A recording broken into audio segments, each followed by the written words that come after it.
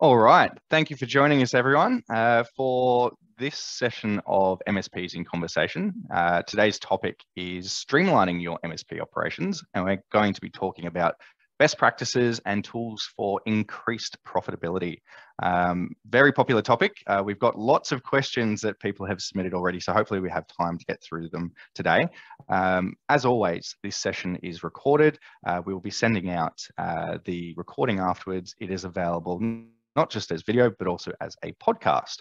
So check it out on your favorite medium, share it around for anyone that might find useful insights. If you have any questions as we go, please feel free to drop them in the chat and we will try and address them if we have time. Very quickly, as always, just a quick intro about Hosted Network.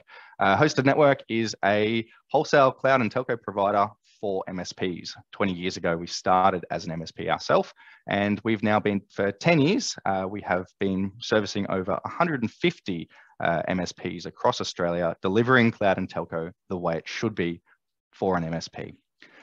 So if you'd like to have a chat, feel free to reach out to us afterwards, but today isn't about us, it is about our wonderful panelists. So today we are joined by Adam, Ryan and Zaun, and left to right, which that was not left to right, but Ryan, you've joined us before. You're basically a piece of the furniture these days, right? So go ahead and introduce yourself, and then Adam and Zaun likewise. Might be a big piece of furniture, mate. Yes, I'm Ryan from, don't laugh, Ryan from 360 Consulting. We were an MSP for many, many years, and we've transitioned over to consulting back to the MSP and TSP community around profitability, merger and acquisitions, valuations, and accountability. Wonderful.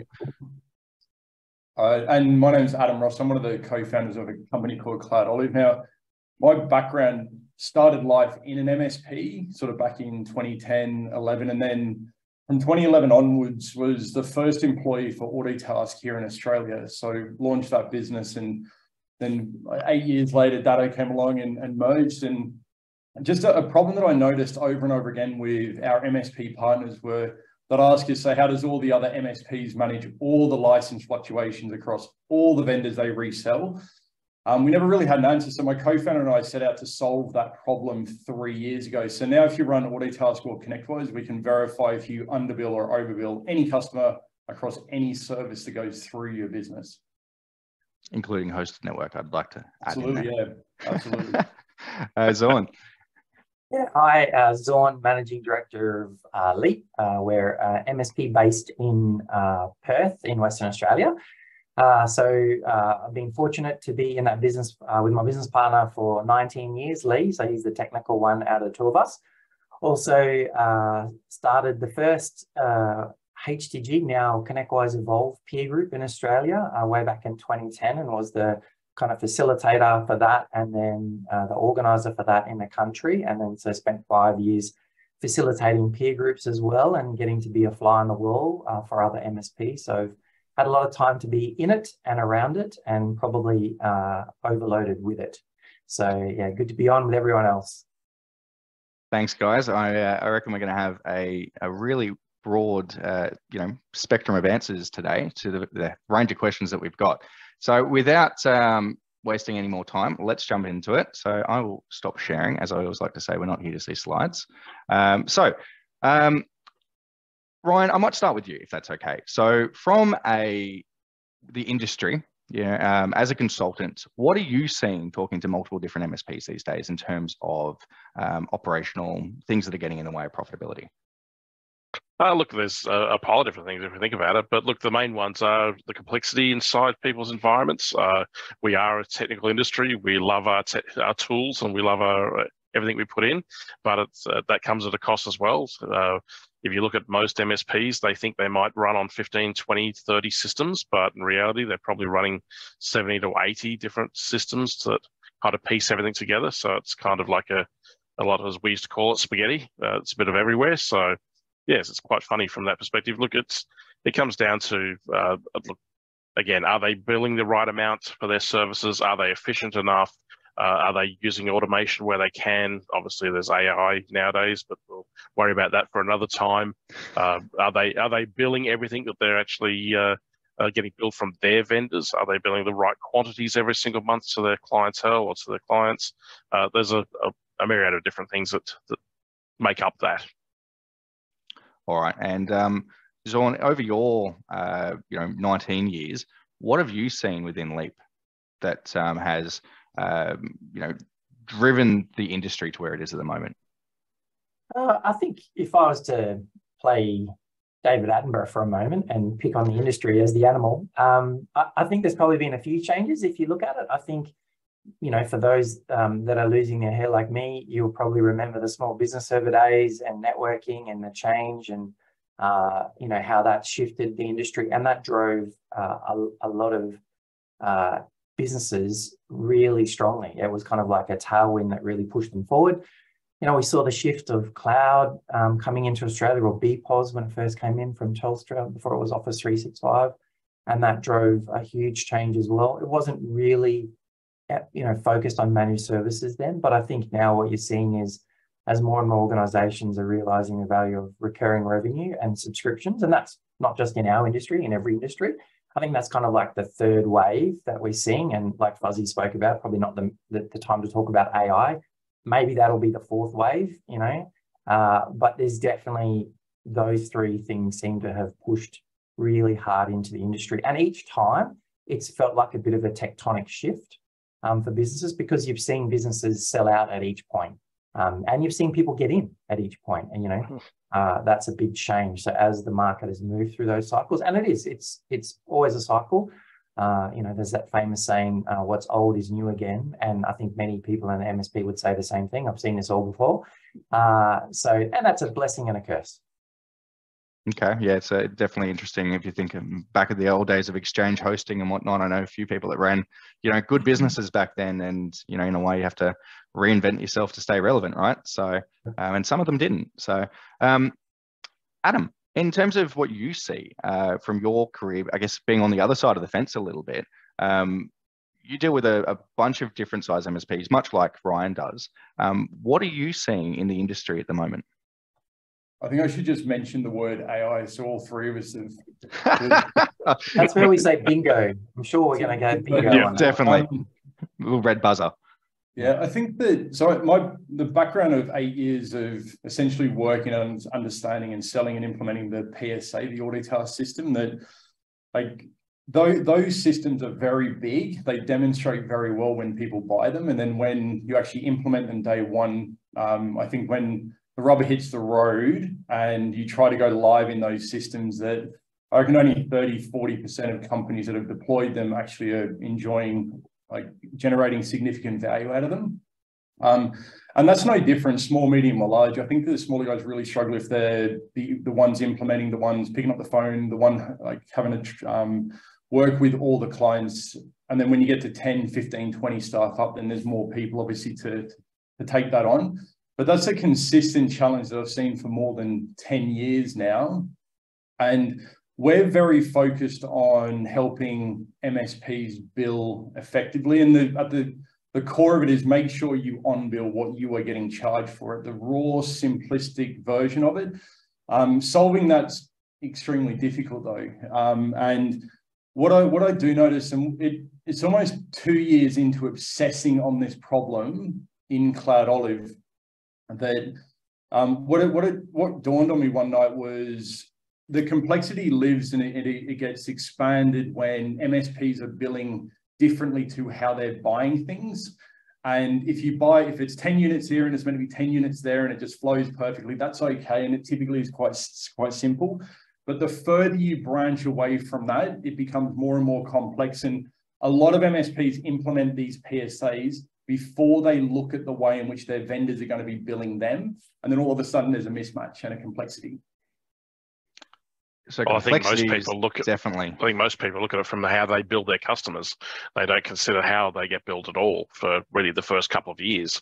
They'll throw admin and they'll throw human time and effort at the problem, because they just want to be billing their customers right to start with, like their own labor, that is.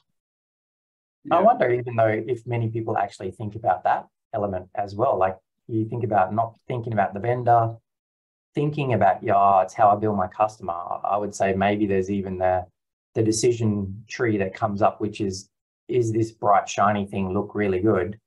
And I haven't really thought about how I'm going to bill my customer or how my vendor. So it's like 3 problems rolled into one. I've solved the first one. It looks like a great product. I haven't thought really how I'm going to bill for it. And then I haven't really thought how I'm going to reconcile it. So you get all 3 coming together at once. Yeah, 100%. Like there's, depending on the problem that the MSP is trying to solve, we find that if you sign them up and incline to a per user model, then you want to pick a source of truth count, probably a Microsoft count of some description or multiple like primary licenses. And that's cool. You can build them 10 units and everyone's happy. The customer will pay that because that's what's been signed up to. The knock-on effect of that, though, is the admin teams can never reconcile, oh, AV's got 15. What do we do with the extra 5? And it just, especially if someone's got OCD in the admin team, it drives them absolutely insane. And it's just, we like trying to understand why there's that complexity and there's a trade-off to it and try and work out which problem you want to solve. And then, yeah, just understand why the complexity exists. I think is something that, like, it took us, it might have been like focused on this for a really long time. And it just dawned on me about 12 months ago that this is a big part of why CloudOlive exists, why we've got a job. It's interesting. I know that back when we ran our MSP, and even talking to our partners today, it's you know, that shiny coin syndrome, and in fact, I suffer from it quite. You know, those of you that know Dan Williams, he gave me a book that says, I'm looking at it now. Actually, I haven't read it yet. Hopefully, it's not the call. It says stop chasing squirrels. Probably. Yeah. But in terms of that complexity, you start off at that point of you know, setting your pricing and whatnot, and I wonder how many things people add in, and then they deal with that margin burn. So, from your experience of running, you know, MSPs, how significant of a problem has that been for both your MSPs and what you guys see? So Ryan, when you ran Correct, how often was that? Did you have to catch yourself to sort of go, oh, we've added more things in, but haven't necessarily looked at what our actual profitability is? Look, yes and no. In the early days, 100%.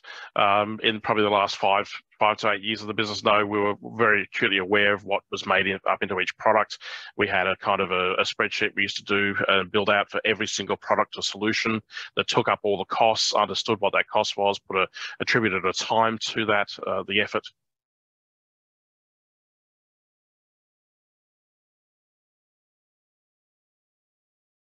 Have we lost Ryan? There we go. Sorry, Ryan, we lost you for a second there. Yeah, sorry, don't know what just happened then. But yes, we had a spreadsheet where we'd pull all those costs into the product within ConnectWise Manage. So we used to make sure that all of those costs were taken up. Right, and what was the turning point for you to sort of, you know, when you were a smaller business to make that transition? Because we've got quite a wide range of audience members here, some smaller, some larger. What was that pain point, that trigger for you? It probably wasn't. I don't know if it was truly a pain point. I think it was more around maturing of the business. Again, we were a part of the IT Nation Evolve and the old HCG community like Zaun was.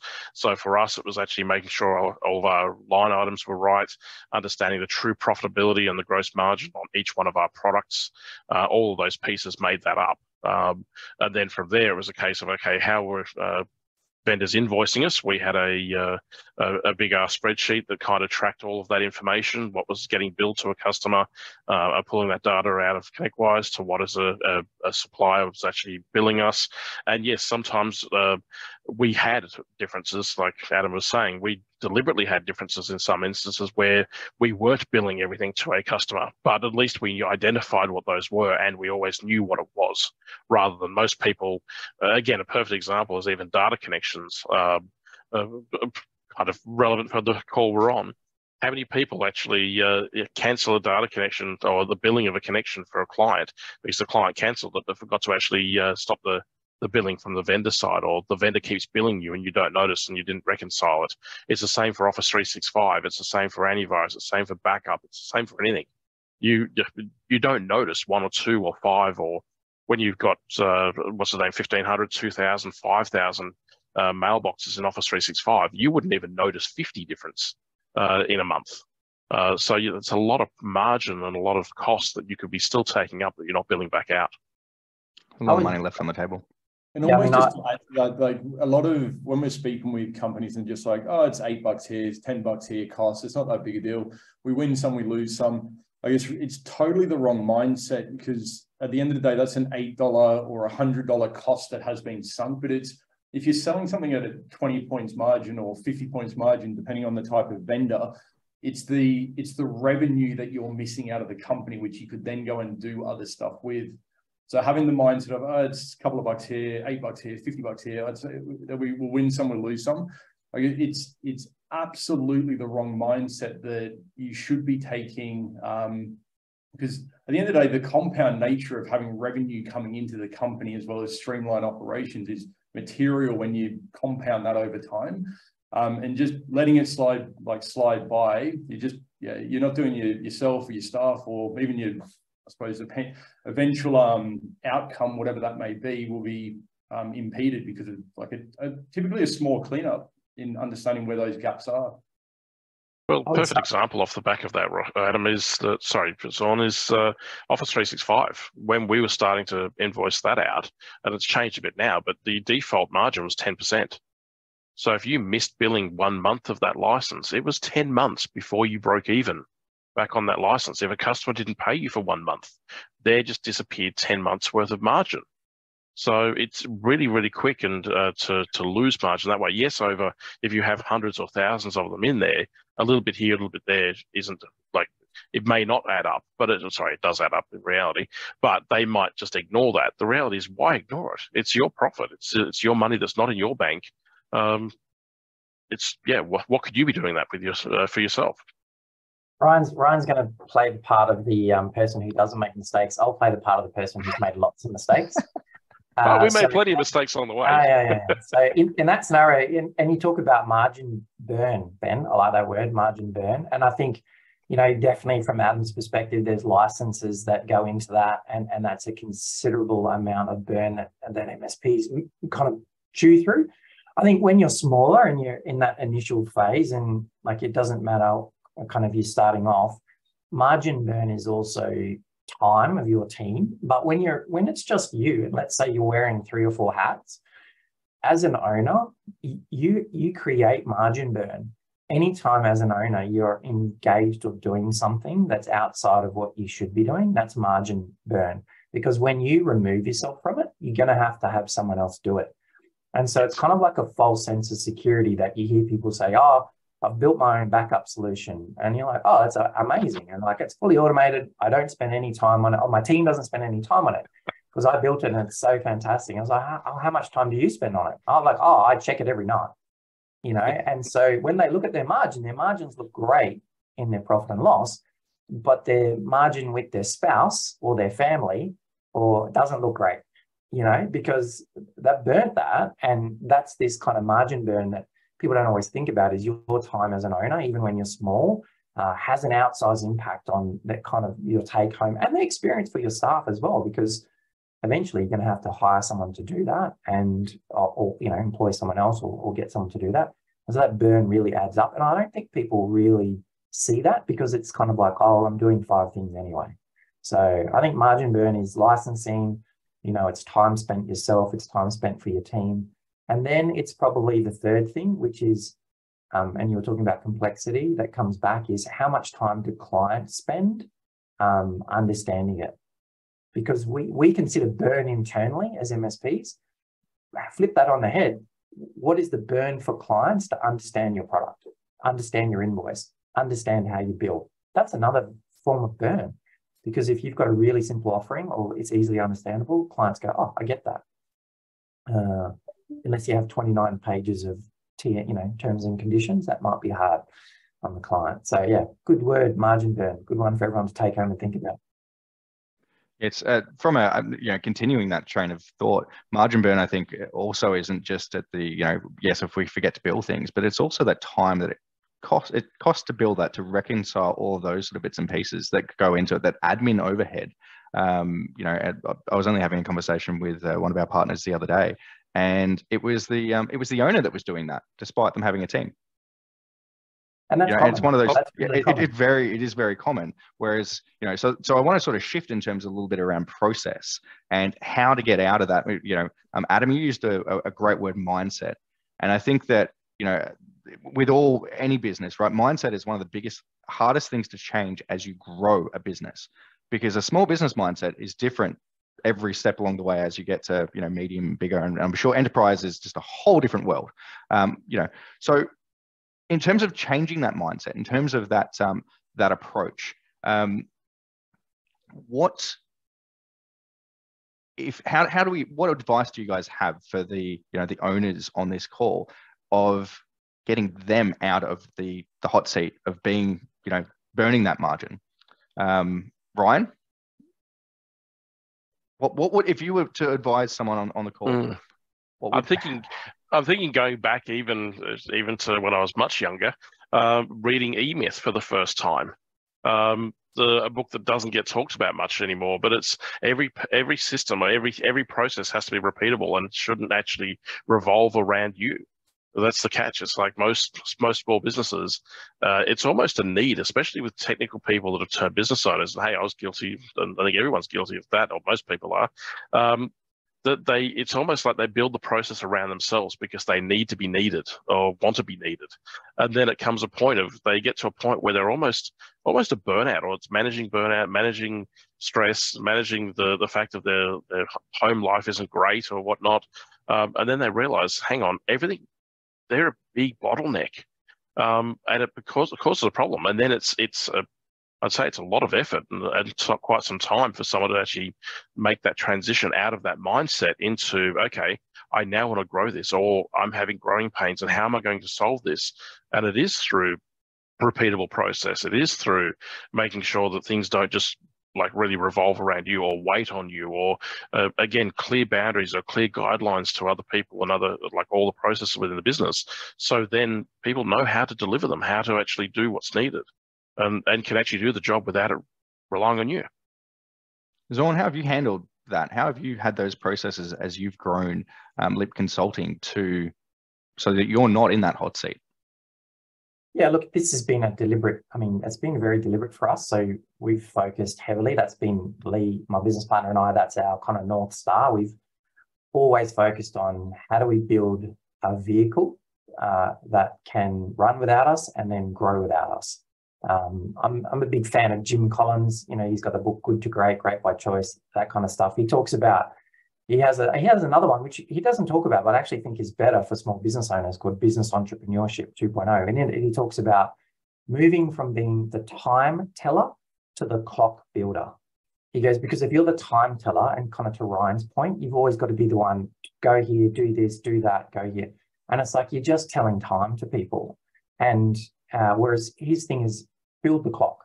The clock will tell time without you. And that's this focus on, well, what did you get into business for? What are you trying to achieve? What is your outcome? So that kind of, I suppose, gave us motivation. And I do think you have to have a reason to start process. I don't think if anyone gets excited with processes, I have a job for you.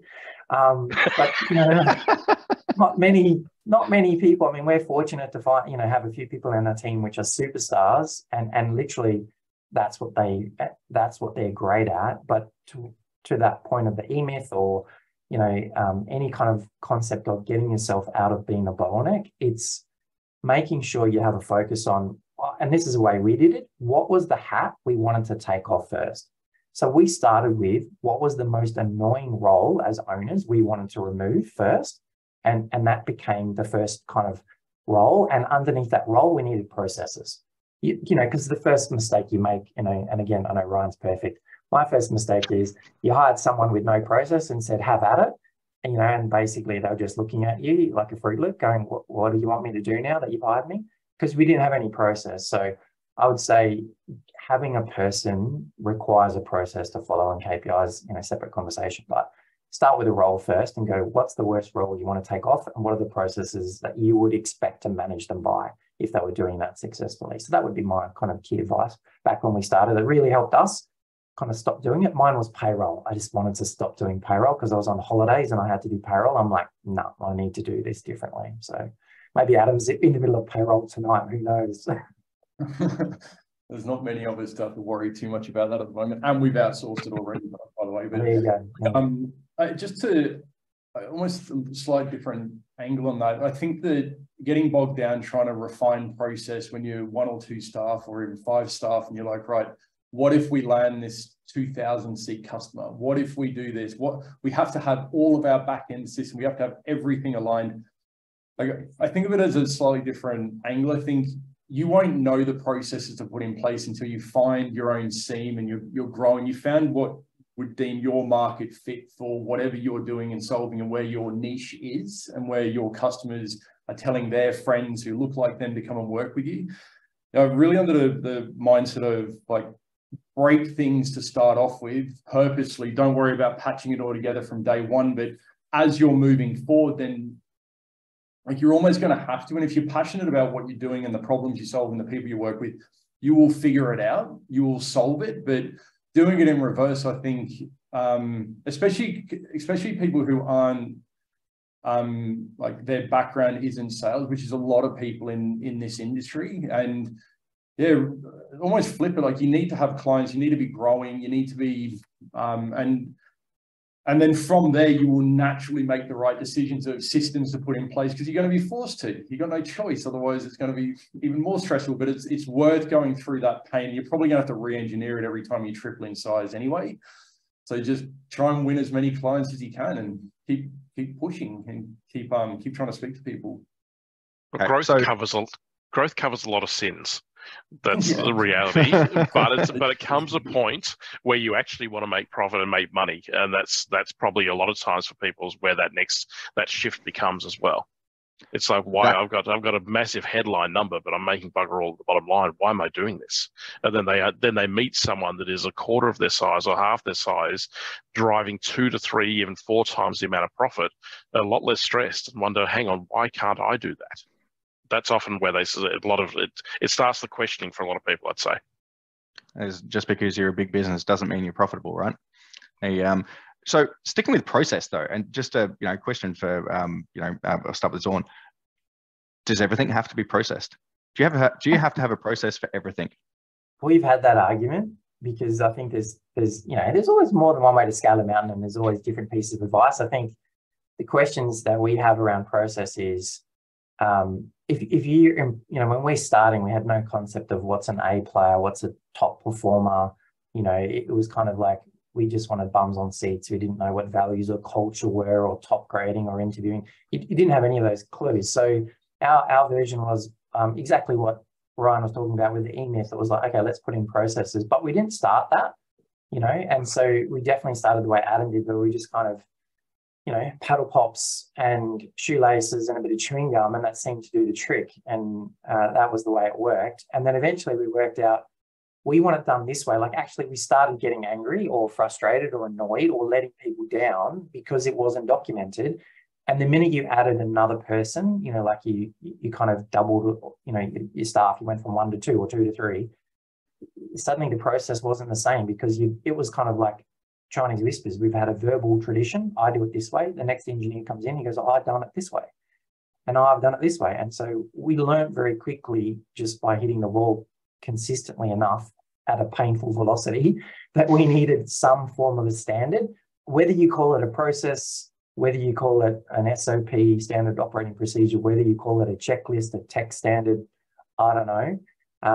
But you typically have, a way, and it's like, what's your way? EOS, they call it kind of your 80-20 on processes. What's your version of that in your business? So yeah, I would say that that's kind of the approach we took, is you've got to have some form of standard, because oftentimes you don't actually know what your standard is. If you've been growing or you've been servicing or whatever else, you have a version in your head, you probably haven't articulated it, and no one's interrogated it. No one's looked at it and gone, well, actually, that doesn't make sense anymore. So yeah, we started there. We actually, we just focused where we were bleeding the most and started to put a process around there. So, that worked well for us, because if we could stem the tide, that's where we started. But to what Adam said, I've definitely gone through the point where we kind of put everyone into a process mode and theme, and then watch the money drain out of our bank account, because we were so busy looking at our navel that no one was looking at our customer. And so that is a very real risk of over processing or over engineering.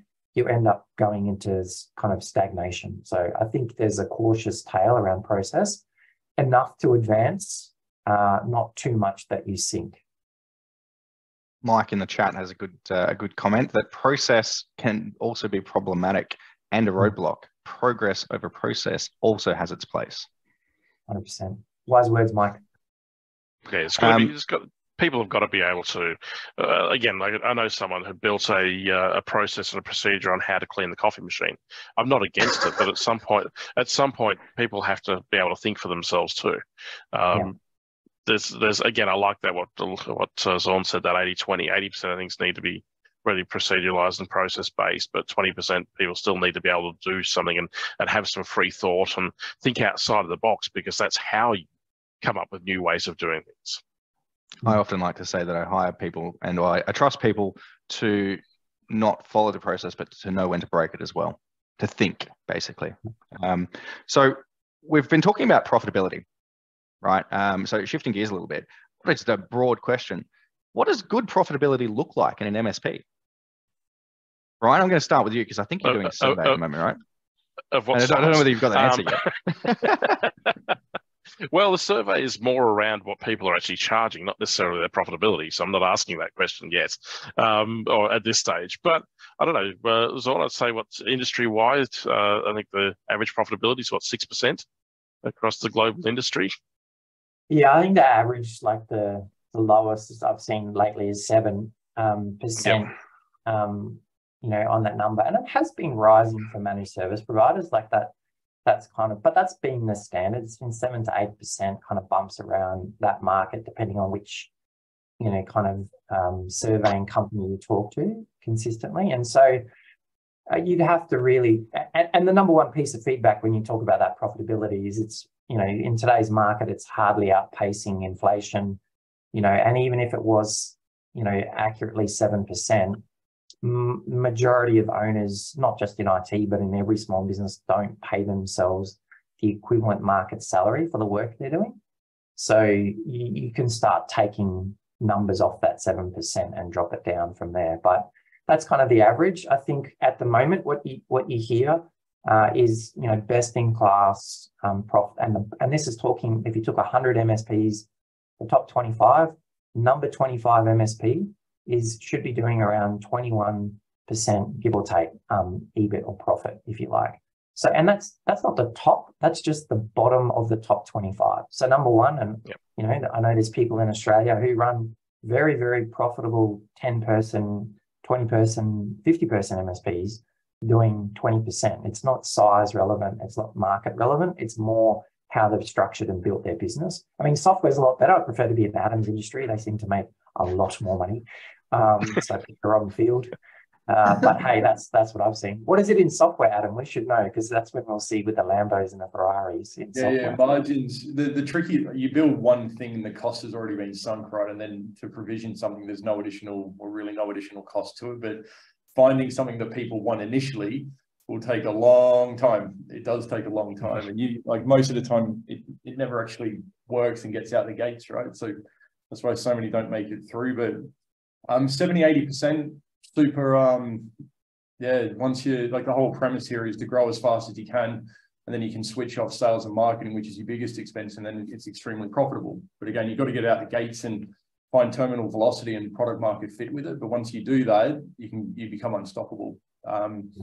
But I guess just to come back to it, we see, like, we've almost got a PhD here in software licensing, MSP billing, PSA setup. Like, you would not believe the lens that we've got on this thing over the obsession for years now. But like, there's a lot of MSPs that just go, oh, vendor, you tell us to sell RRP. Okay, we'll do that. We'll fall in line. We'll do exactly that.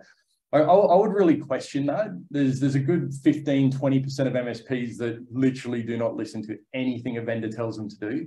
And they go and generate value. They solve problems, and then their customers pay way over odds on what the RRP is. And it's not, I don't think it's them fleecing them at all. It's just they've got a really good relationship with these customers, and they're just sort of recouping the value that they're generating with their customers. So if you are one of the like absolute majority on this call that are doing it. Just think, it's like new clients coming on. You don't need to follow the RFP, and that's even on Microsoft. You do not need to follow that. Not everybody does that by any means. And there's some good, it's just free money effectively. It's an easy way to increase margins across certain business lines for certain customers, if it's the right thing to do for what you built for them.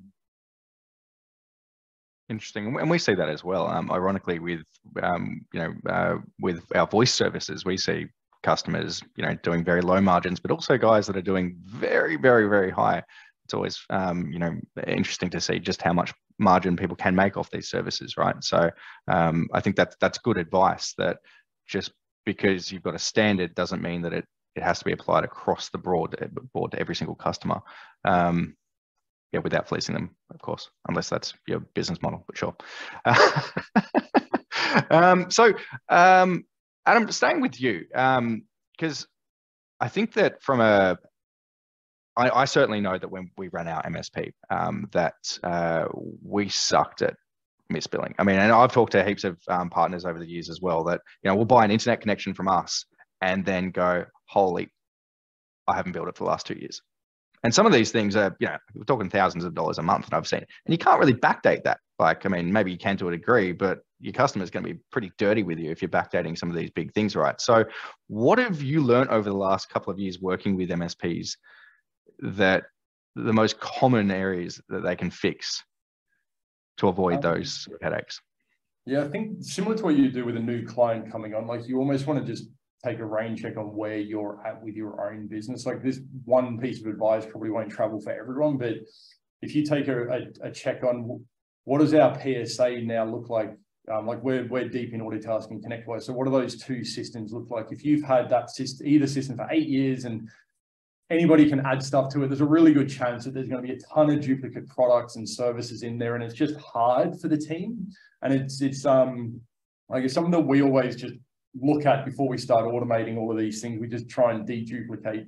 There's no point just automating madness, but that's definitely one thing. But if you're an owner of a company, like I would recommend just going, and maybe you're not deep in the admin reconciliation, like the on-billing piece of the puzzle in the background, go and ask the people in that team which is the biggest or the hardest vendor to actually do. And what I reckon you'll understand at that point is when you dig one layer deeper, it will be the way you buy that stuff, the way they invoice you is different to what it looks like in the PSA. There's a really good chance that there's a mismatch. So it requires humans to go in there and sort of patch things together. And one person remembers this customer that has this weird nuanced thing that they need to just remember and manipulate every single month. That's definitely one of them. And that can even be as simple as if you bill on the 1st and the vendor invoices you on the 6th. That is a mismatch. That is a type of mismatch in that the admin and finance team will be struggling with every single month to try and line those two things up. And just the further away you've made decisions to bill your customer, just recognize the pros and cons to that. Like you don't need to change anything. You don't need to, but try to understand why the admin team really hates this vendor or that vendor. And there's a really good chance that just the way it's being sold is vastly different to how you're buying it. So with that, I mean, you can name names if you guys want to, but what is the most complex thing that an MSP builds?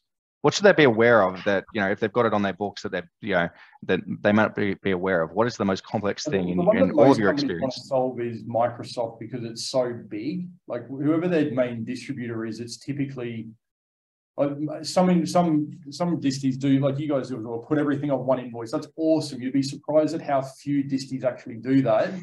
Yet class themselves as consolidating everything. Like 10 years ago, they solved a problem and created another one.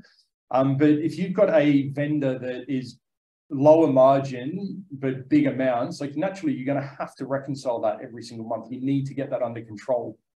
So Microsoft, definitely a big one.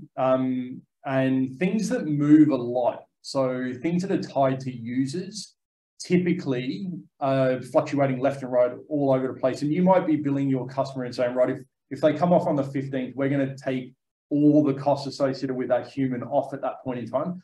But if the vendor's billing you for the whole month at the high point, the high watermark, which a lot are, okay, it's just friction. It's just annoyance that's going to happen for the admin team every single month, and they just ask them what they do with the mismatches, and just see where that conversation takes you. Especially if you're an owner, like there's lots of teams that are struggling with this problem every single month, and realistically, you don't need to keep adding people to solve this. You shouldn't keep adding people to solve this problem. There's better ways and smarter ways to actually leverage tech these days. I think from a revenue and volume perspective, I think you're right, Adam. It's NCE, CSP, or Microsoft licensing. Yeah. From complexity, I would actually say it could be backups, because backups, again, it depends if it's volume-based backup. So if you're charging per gig, per terabyte, per whatever, that goes across multiple machines, servers, desktops, whatever. SaaS-based backups, I think that could be the most complex. Yeah, I mean, I would say Dave put a good comment around visibility. You know, do you have visibility on where your biggest problem is? You know, do you even know where that challenge is? And then John's put another one in there around telephony. I would say the thing when you're starting that actually most small MSPs struggle with is time.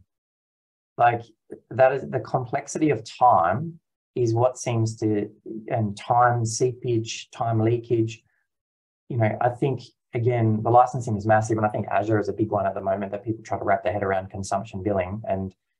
But if you look at how people mature through that, the first challenge most people get hit with is time. And it's probably the first one they think they nail, but probably get wrong.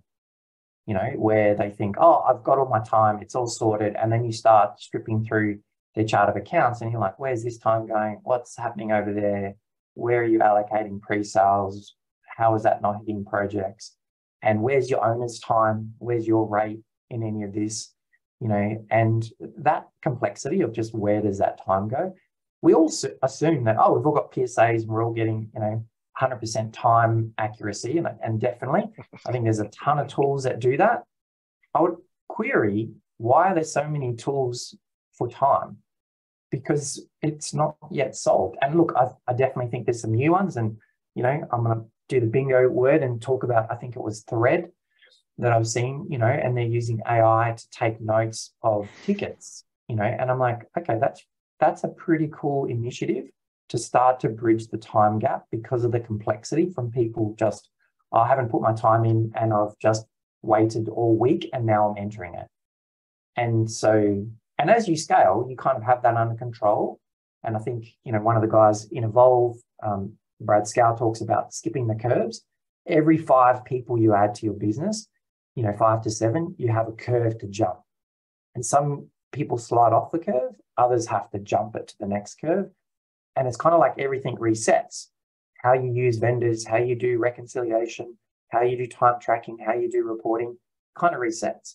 So, you know, to Adam's point, I felt like we had reconciliations nailed 6 months ago, peeked under the covers and went, no, we don't, you know, because we skipped a curve. And I was like, damn, Adam's been in my business. How does he know that? So that's exactly the truth, you know. So every time you go through that, it's never one and done. So I think complexity with time is kind of this hidden one that we most take for granted. That's probably it's actually the biggest win for most businesses when they're starting off. And then I think as you scale and have more customers, like Adam said, you make a huge dent in getting user count right. Like the number of times we've seen huge swings because user count was wrong, you know, should have gone into Adam's business. You know, we actually set out a poll ages ago, which was, which would you rather, time or money? And I don't know what I assumed, just sort of popped it out there. And I guess I thought 50-50, it was like 8% were money and then everybody else was time. And naturally my network on LinkedIn is tech and MSP and all the rest. And I was like, wow, that's dramatic.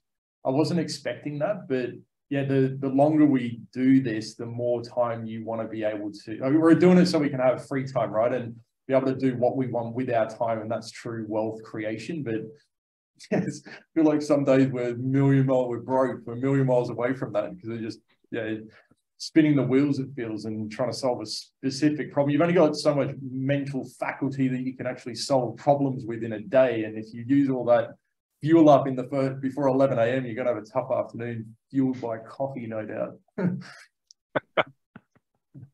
But Zaun made a really good point there, and I'll probably want to reiterate it, whatnot. Your time is your biggest, at the end of the day, your time is your biggest margin product generally.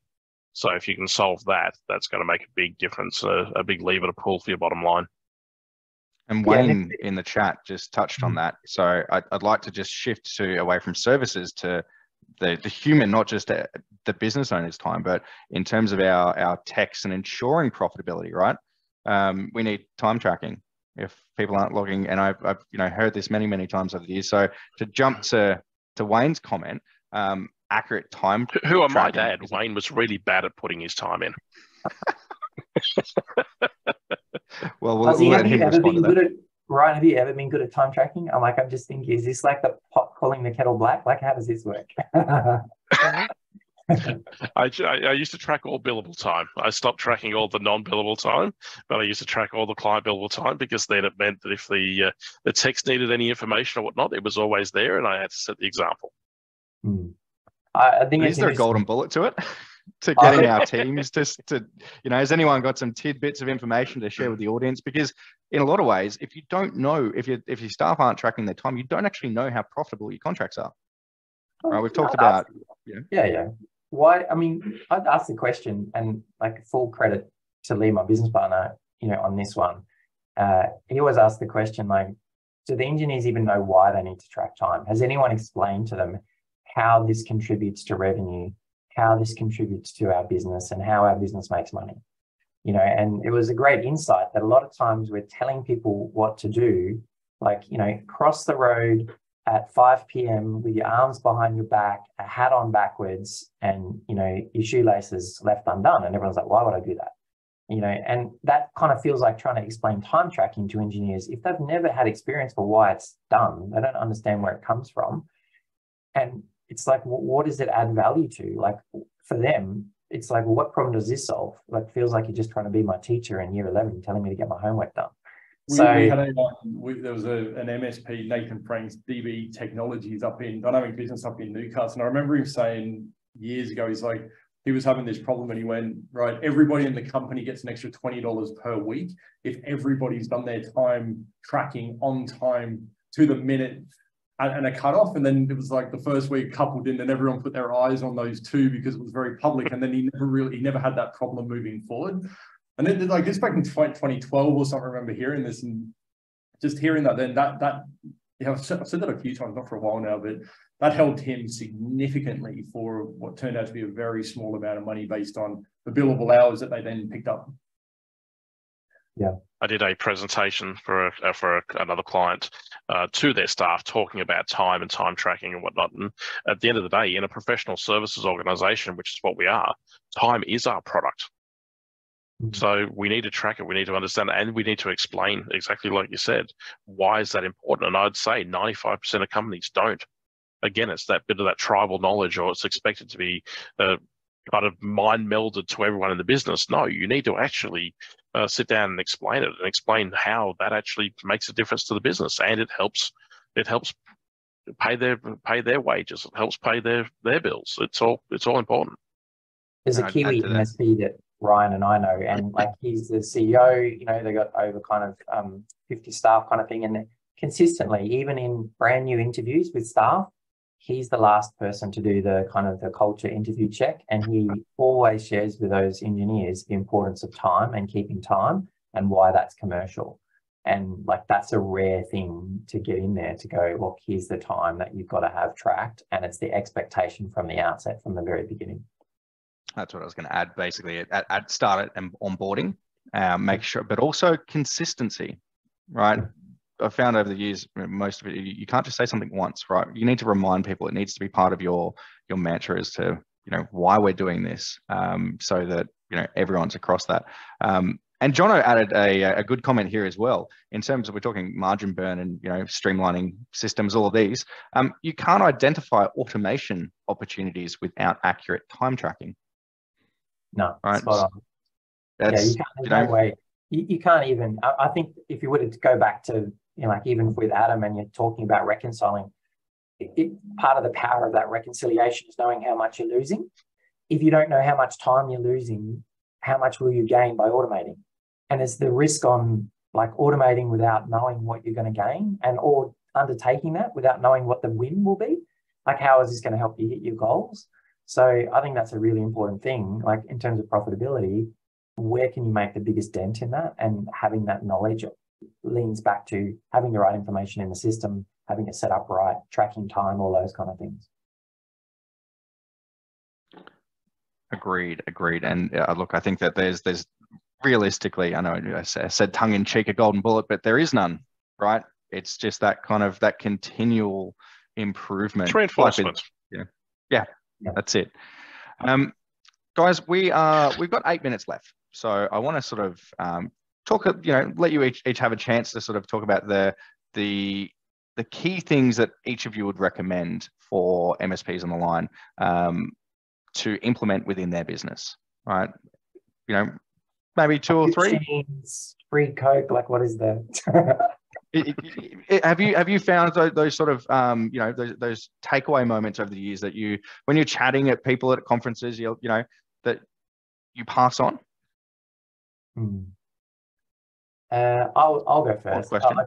I think there's a couple of things I'll do, and Ryan knows this is kind of my thing, so I always talk about it. Is like, why did you get into your business, and like understanding the legacy. So spending a lot of time in Evolve or peer groups, but the wider question is like, if you're in software, you get an exit, you get a sell.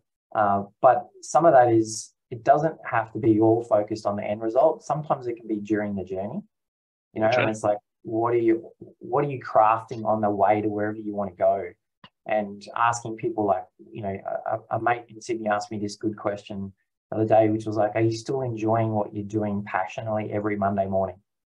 And how long do you want to keep doing that? And so being clear on what you're trying to get from your business and by when, a lot of us fall, me included, you kind of fall into business. You don't come up with some perfect, Harvard business plan. And then suddenly you're like, 10 years later, you look up and you're like, where's time gone? So I always think that's a healthy kind of question to ask people, because it comes back to Adam's, like, what problem are you solving in your life? There's a problem to be solved in your life, whether it's your family, your friends, your fitness, whatever else it is that you have. It's that focus on where you're going. And so a lot of people don't ask that question, kind of just keep traveling. And I think it's healthy to ask, like, where are you going? Why are you going there? What's the purpose of it? The other side of that coin is, how much time do we spend doing that with our staff? Like, they're the ones that we're asking them to help us get there. And if a lot of the successful MSPs you talk about, there's always a group of people that are behind that. It's like, people build businesses, not things. And it's those team members that are often in that. And you get to meet them, and there's some incredibly talented leadership people who never started MSPs, but run amazing businesses because that owner took an interest in where they wanted to go. So yeah, I just think that kind of legacy viewpoint is really key. And like, IT is one of the most is almost outside of mining here in Perth, but highest paying professions. It should be the most rewarding business. But even as we've seen, we're at 20%, Adam's at 70%. There's a big gap. Maybe the pain for him is more upfront and ours is later on, who knows? But there's some good questions to be asked. So that's the thing I'd always say is like, hey, how are you tracking? How's your team? Where are you going? Are you on track to where you want to go? Is what you're going to do this week going to get you there? Always good questions to ask people.